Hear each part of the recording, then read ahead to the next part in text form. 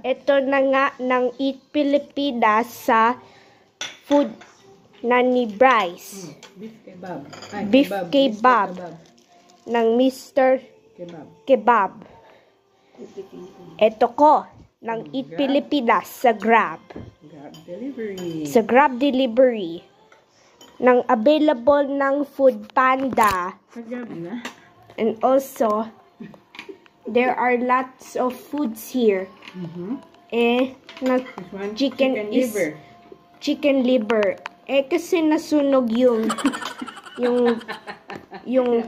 chicken. And also there is a calamansi. And also there's a beef kebab. Chicken kebab.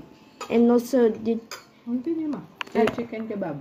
With chicken kebab. And this one, luto ni Lola. And luto ni Lola is an egg. And also okra every day. And also dyan yung rice ko. Kain na po. Kain na po. So, this is Eat Pilipinas.